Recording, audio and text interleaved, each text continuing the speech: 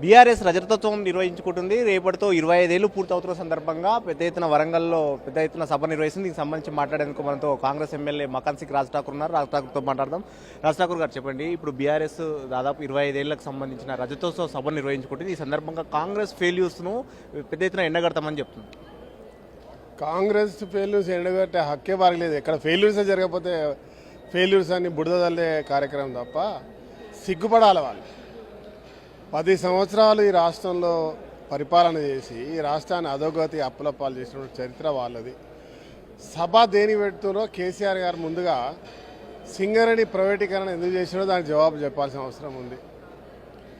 దళితులను పూర్తిగా అణగదొక్కి లారీతో చంపేసిన చరిత్ర, బహిష్కరణలు చేసినటువంటి చరిత్ర, ఇవాళ దళిత మీద కపట ప్రేమ, దాని మీద జవాబు చెప్పాల్సిన అవసరం ఉన్నది. బీసీ కులగణన చేసి దాన్ని ఎందుకు బయట పెట్టలేదో దాని మీద జవాబు చెప్పాల్సిన అవసరం ఉన్నది. రైతులకు రుణమాఫీ ఒకసారి ఎందుకు చేయలేదో ఇలా మేము చేస్తే దానికి ఆయనకు ఎందుకు బాధ వచ్చిందో చెప్పాల్సిన అవసరం ఉన్నది. ఇలాంటి అనేకమైనటువంటి అంశాలపైన ఆయన జవాబు చెప్పాల్సిన అవసరం ఉన్నది. ఇవాళ లోకల్ బాడీ ఎలక్షన్స్ వస్తున్నాయి, మా అడ్రస్ లేకుండా పోతుంది, మళ్ళీ ఒక గుండు సున్నా వస్తుంది, అసెంబ్లీలో గుండు సున్నా, పార్లమెంట్లో గుండు సున్నా, రేపు అసలు పూర్తిగా మమ్మల్ని గుర్తించలేకపోతారని ఒక భయంతో ఇవాళ వాళ్ళు అడగోరుగా వాళ్ళ దగ్గర కావాల్సినంత ధనం ఉన్నది, దానికి సంబంధించి ఇంకా దాంతో పెద్ద ఎత్తున ఖర్చు పెట్టి చేస్తారేమో. అన్ని కాంగ్రెస్ ఎక్కడ ఫెయిల్యూర్స్ లేవని మీరు అంటున్నారు. కేటీఆర్ 420 హామీస్ ఇచ్చింది, ఏవి కూడా సరిగా అమలు పరచలేదు, అన్ని సగం సగం చేసి పూర్తి సెలవు చేసినామని చెప్పేసి ప్రజలను మభ్య పెడుతుందని చెప్పేసి విమర్శ. సగం ఏది కూడా నిరూపిస్తలేరు ఆయన. ఏదనంటే మా ఊరికి రా, ఆడికి రా, ఈడికి రా అంటే నాతో రమ్మనండి నా కాన్స్టిట్యున్సీకి. నా కాన్స్టిట్యున్సీలో ఇవాళ సింగరేణి కార్మిక వ్యవస్థ, తర్వాత పంచాయతీ గ్రామాలు ఉన్నాయి, వ్యవసాయ కుటుంబాలు ఉన్నాయి. మీరు ఎల్లంపల్లికి సంబంధించిన నీళ్లు మా ప్రాంతాల్లో అందరికి ఇస్తాను, ఎవరికైనా ఇచ్చిరా, ఇలా మేము వచ్చి పూర్తి చేస్తాం. ఇలా రుణమాఫీ నా దగ్గరనే 93% పూర్తయింది. 93% నేనే గ్యారంటీ ఇస్తా, ఊళ్ళలోకి రమ్మని చెప్తున్నా. దాంతోపాటు ఇవాళ సన్న బియ్యాలకి ఇవాళ 500 బోనస్. ఇవాళ నిన్న ఒక ఇంటర్వ్యూ చేసిన ఆయనతోటి రైతు భరోసా ఎక్కడ ఇస్తున్నారని. న్యాయం పడరా, నేను ఎవిడెన్స్ నేను ఇస్తాను. ఏ ఊరికైనా సరే ఛాలెంజ్ అన్నారు, నా ఊరికి రమ్మని చెప్తా ఉన్నా. కానీ కేసీఆర్ మిమ్మల్ని చాలా హాట్ కామెంట్ చేశారు మీ పైన. అవును, నా మీద ఒక వాళ్ళ మాజీ శాసనసభ్యుడు మేడిగడ్డ రివర్స్ వాటర్ పంప్ వదలాలని చెప్తాడు. ఇవాళ ఎన్డీఏ ఒక తీర్పునిచ్చింది, వాళ్ళ ఎన్డీఎస్సి నేషనల్ డ్యామ్ వాళ్ళ సేఫ్టీ అథారిటీ వాళ్ళు. ఇది పూర్తిగా నిరుపయోగం, దీంట్లో మంచి నిర్మాణం జరగలేదు, ఇది ఏదైనా చేస్తే మొత్తానికే కూలుతాయని చెప్పారు. అది రాష్ట్ర ప్రభుత్వానికి కాదు కదా, కేంద్రం వాళ్ళు ఇది అయిపోయారు. ఇప్పుడు అదొక వేస్ట్ సర్వే అని చెప్తా ఉన్నాడు ఆయన. మా దగ్గర నీళ్లు ఉండేటివి రివర్స్ పంపింగ్స్, వినండి సార్, రిటర్న్ మన ఏమంటారు ప్రకృతికి విరుద్ధంగా వచ్చేటువంటి నీళ్ళు అవి. ఏదేమైనా కూడా నీళ్లు ఉండేటివి. ఈరోజు నీళ్లు లేవు అక్కడ. రివర్స్ పంపింగ్ నీళ్లు రావాలంటే మేడిగడ్డ నీళ్ళు ఉండాలి. మేడిగడ్డ, అన్నారం, సుందిల తర్వాత నా ఆరికి వస్తాయి. ఆయన ఏమంటాడు, అక్కడ ఉన్నటువంటి ఒక మాకు సంబంధించిన మాజీ ఎమ్మెల్యే టీఆర్ఎస్ కార్యకర్త పాదయాత్ర చేసుకుంటూ వచ్చిండని. ఏడికి రావాలంటే పాదయాత్ర చేసుకుంటా నలుగురు. ఆయన ఫామ్ హౌస్కి పోతే సమస్య పరిష్కారం అవుతుందా? ప్రభుత్వానికి తెలిస్తే పరిష్కారం అవుతుందా? ప్రభుత్వం సంబంధించిన అధికారి దగ్గరికి పోవాలా, లేదా ఆడికి పోలేము అనుకున్నప్పుడు అమరవీరుల స్థూపం దగ్గరికి వచ్చి అసెంబ్లీ నడుస్తున్న సమయంలో నువ్వు ఆడ చేయాల్సింది. నువ్వు ఫామ్ హౌస్ పోతే ఫామ్ హౌస్ ఏమంటాడు, మాకు సంబంధించిన నాయకుడు పాదయాత్ర చేసిండే, అక్కడ ఉన్న సన్యాసి ఎమ్మెల్యే పాదయాత్ర చేయలేదు, అడగలేదు అన్నాడు. అనేక సార్లు టాపిక్ జరుగుతుంది అసెంబ్లీలో. మేడిగడ్డపై రోజు రివర్సింగ్ పంపింగ్ వాటర్ మీద, మేడిగడ్డ మీద సమస్య జరిగింది. దానిలో నేను కూడా మాట్లాడినా, మీరు గుర్తే ఉంటుంది.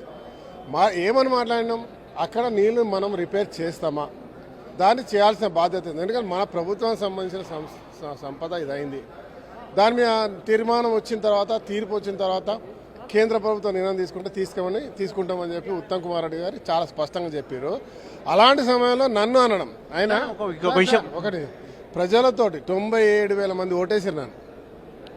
ప్రజల్లో గెలిచినటువంటి ఒక సీనియర్ ముఖ్యమంత్రి గారు అట్లా మాట్లాడడం ఆయన విజ్ఞత వదిలేస్తున్నా. ఎందుకంటే ఆయన చేసిన పదవులకి, ఆయన రాజకీయంలో ఆయనకు ఉన్నటువంటి అనుభవానికి నేను గౌరవిస్తాను. కాబట్టి నేను ఆయన మాట్లాడితే దానికంటే ఎక్కువ మాట్లాడగలుగుతాను. సార్ ఇప్పుడు కాళేశ్వరంకి సంబంధించి మీ నియోజకవర్గానికి ఆనుకునే జరిగిన ఈ వ్యవహారం అంతా కూడా 3 బ్యారేజీలకు సంబంధించి కూడా మీకు మీ కాన్స్టిట్యూన్సీకి నైబర్లోనే ఉంటాయి. ఈ అంశానికి సంబంధించి ఎన్డీఏసీ ఇచ్చిన రిపోర్ట్ను ఎన్డీఏ రిపోర్ట్ అని చెప్పేసి మాజీ మంత్రి హరీష్ రావు కామెంట్ చేస్తారు. అదే వారికి ఉన్నటువంటి ఒక అద్భుత వాక్చాతుర్యం, తిమ్మిని బొమ్మి చేసి మాట్లాడేటువంటి ఒక వ్యక్తిత్వం ఆ నలుగురు లీడర్లకు ఉన్నది. ఆ నలుగురు నిన్న ఇంకేదో చూసిన ఆయన త్రిబుల్ ఆర్ అంటుండు. మరి మేము కూడా అనాల్సి త్రిబుల్ కే అన్నది. కేసీఆర్, కవిత, కేటీఆర్ అని కూడా వచ్చు కదా.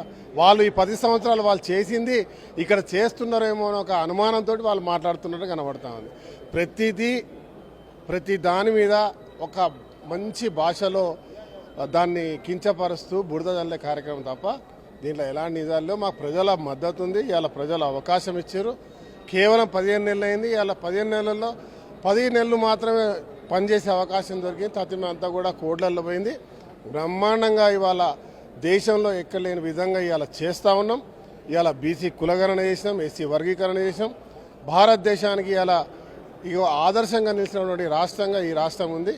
వారు ఎన్ని చెప్పినా, ఎన్ని మాయపాటలు చెప్పినా జన సమీకరణ చేయడం వేరు, కానీ ప్రజలు నమ్మడం వేరు. సార్ ఫైనల్గా చెప్పండి, రేపు 25 సంవత్సరాలకు సంబంధించిన బీఆర్ఎస్ రజతోత్సవ సభ జరుగుతుంది కదా, దీనికి సంబంధించి మీరు ఏం కామెంట్ చేయగలరు?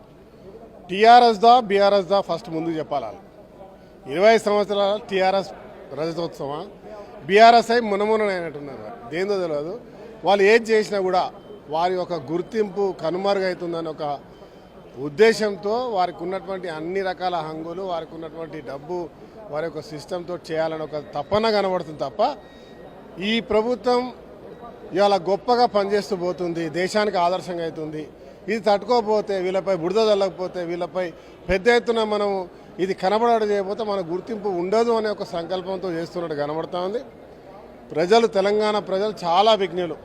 ఇలాంటి చాలా మీటింగ్లు చేసిన వాళ్ళు, కానీ వాళ్ళకు దొరికింది పెద్ద గుండు సున్నా. భవిష్యత్తులో కూడా అదే దొరుకుతాయి. రైట్, ఇది మొత్తం మీద బీఆర్ఎస్ సభకు సంబంధించిన హాట్ కామెంట్స్ అయితే ఎమ్మెల్యే రాజ్ ఠాకూర్ చెప్తున్నారు. మొత్తం మీద దీనికి సంబంధించి కేసీఆర్ గతంలో చేసిన కామెంట్స్ చాలా తీవ్రంగా ఖండిస్తున్నాను అంటున్నాయి. అదేవిధంగా బీఆర్ఎస్ రజతోత్సవ సభ బీఆర్ఎస్కా టీఆర్ఎస్కా అంటూ కూడా ప్రశ్నిస్తున్నారు.